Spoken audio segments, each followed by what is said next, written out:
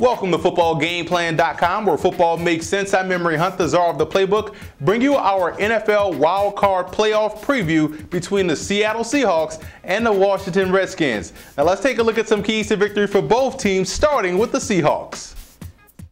What's been most impressive to me about the Seattle Seahawks season has not been the impressive play of Russell Wilson. I expected him to be that way from day one, but it has been the growth of the receiving core. When you look at the early part of the season, this was an inconsistent group.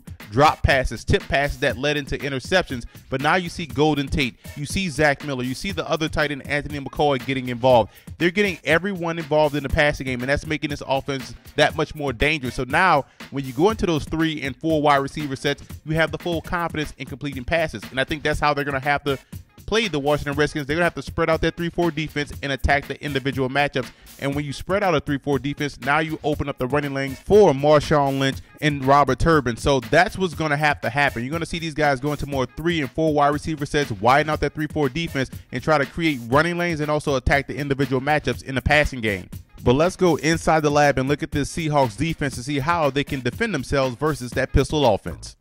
The Seattle Seahawks have a tough task this week in defending RG3 in the pistol formation, but the interesting part about it is that the Seahawks actually have the personnel to get even more aggressive than what they already are in defending this pistol formation, and let's see how they can do so. You see right here we have your basic pistol drawn up, and you see what I have, the corners, these big physical corners lined up on the inside shoulders of the wide receivers. Why?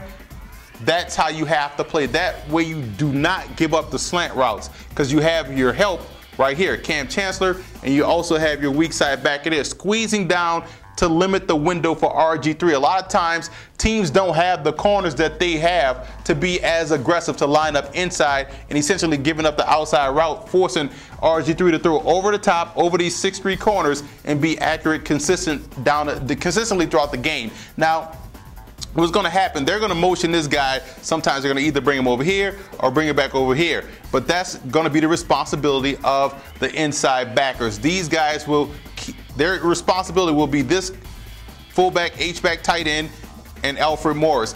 That's the responsibility. This is your wild card. This is your strong safety. He's going to either be lined up on the tight end or he's going to be dropping back into a hook the curl flat type of responsibility, depending on the coverages. Now, what's going to have to happen up front, they're going to have to gamble a little bit. They're going to have to pinch. They're going to have to pinch their defensive ends. They're going to have to squeeze down. Why? Because strong safety, field guy. Linebacker, alley guy. You want to attack gaps with tackles. Gaps, pinch. Boom, boom. So that way you're squeezing the inside run, so that way you can better protect yourself versus Alfred Morris, but you're also protecting yourself in case RG3 pulls it, or if they try to get creative and fake the dive and give it to this guy, or a little bit of misdirection they try to utilize. But if you're Seattle, you have the personnel to get aggressive. Corners can line up on the inside of the wide receivers. You can pinch your defensive ends, so that way you can clog up the inside run. But you're going to put a lot of pressure on your linebackers, and if anybody has the athleticism at the linebacking position to be successful in being an aggressive defense, it's the Seattle Seahawks. So if they're going to stop RG3 in that running game and put a lot of pressure on the passing game, they're going to have to pinch their defensive ends. They're going to have to line their cornerbacks inside shoulder of the wide receivers. Let's move over to the Redskins in this ball game, and as long as RG3's right arm is healthy, that's all you have to worry about. He doesn't need his legs to be successful. He's an outstanding passer, so that's why the Redskins are able to do so much with him, because he can do both. One is a luxury, the other is a necessity, and that's his arm. But you look at the interior offensive line play, Chris Chester, Will Montgomery, those guys are the real reasons why this offense has been taken off. They're able to control the middle of the defense, and that's what you need when you run in a pistol offense. The guard-to-guard combination has to be important. Will Montgomery is an outstanding center, doing his best job of controlling the point of attack, which is why Alfred Morris has the room to run like he has had all season long. Now, what I want to see the Redskins do versus Seattle is put a lot of strain on those linebackers by using Alfred Morris more in the passing game. That's going to give the Seahawks something else to worry about, and I think that's how they can have a chance to win. But let's go inside the lab and look at this Redskins defense and see how they can match up versus Seattle's offense. I'm a big fan of Ryan Kerrigan, and I think he can have a huge impact in this ball game against the Seattle Seahawks by applying pressure on an offensive line and ultimately getting to Russell Wilson. And this is how we're going to free up Ryan Kerrigan to do so. You see right here we have a basic pro set just for instructional purposes. basic 3-4 defense. We're going to put a lot of pressure on the corners. We're going to ask these guys to man up. We have a cover one, so we're going to ask these guys to man up. One guy free. That's how we're going to do this. We're going to have the strong safety manned up on the tight end, and these inside backers are going to have a zone dog where they have responsibilities. They have man responsibilities, but if these guys don't go out into a pattern, they're free to blitz as well, getting maximum pressure. But right here, we're going to have our 2-5 techniques. Push inside. That's going to cross the face of the tackles, force them to try to protect inside out, thus freeing up Ryan Kerrigan. And if he is able to have success getting pressure constantly, like you saw last game versus the St. Louis Rams, they were able to apply pressure constantly on Russell Wilson. The Redskins have better edge rushers than the Rams. If they can do that, this could be a long day for the Seahawks offense, especially on the road. I know Kerrigan can get it done, but the key is you want to force these guys to protect inside out. That's what you're taught as an offensive lineman. So that's why you have those 5 techniques: crossing face. And if you really want to get creative, you could walk down a free safety late and have him also blitz the A-gap, getting double A-gap pressure, because the Seahawks really don't have burners at receiver.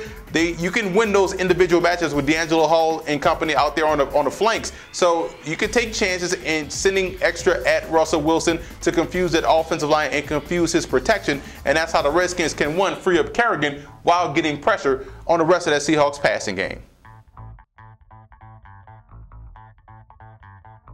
Earl Thomas will have to be an X factor in this ball game, because if the Seahawks decide to go aggressive with their corners lined up on the inside shoulder of those wide receivers, they're going to expect Earl Thomas to make some of those cleanup plays on the back end, and he will have to deliver. For the Redskins, it will have to be those wide receivers. They're going to have to make it count. Yes, you may not get the big 20-yard gain down the field, but you may have to take those cheap 4, 5, 6-yard receptions, and that way you stay ahead of the chains and work the offense that way. So the Redskins receivers catching the football will be priority number 1.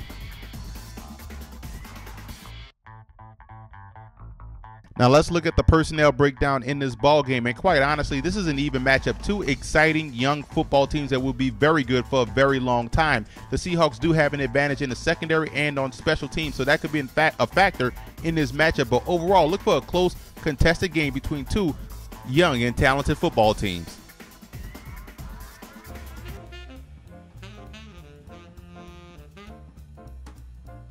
Now here are some of my coaching points for both teams in this matchup. For the Seahawks, you have to get off the field on 3rd downs versus Washington, because they could do a lot of damage if you allow them long sustained drives. And they have to spread out the Redskins. I talked about this earlier. The way you defeat a 3-4 defense, you can either run downhill right at it, or you can spread it out and widen out their pressure lanes. And the big matchup will be Giacomini versus Kerrigan. I know in the video I drew up Kerrigan on the left side. He could play either side, but he's probably going to be lined up mostly on Giacomini. He's going to have to win that battle. For Washington, you have to protect the investment, and that's RG3. So protect him with the running game, short to intermediate passing game, and also the offensive line has to make sure the Seahawks don't get pressure on them. And backs in the passing game. Give those linebackers of Seattle a lot more to worry about by getting those backs out in the flats, and that's how you can do damage to that defense. And you want to flush Wilson to his left. Get him going left, so that way you shrink the field, give him half a field to read, and that we could play effective coverage on the back end.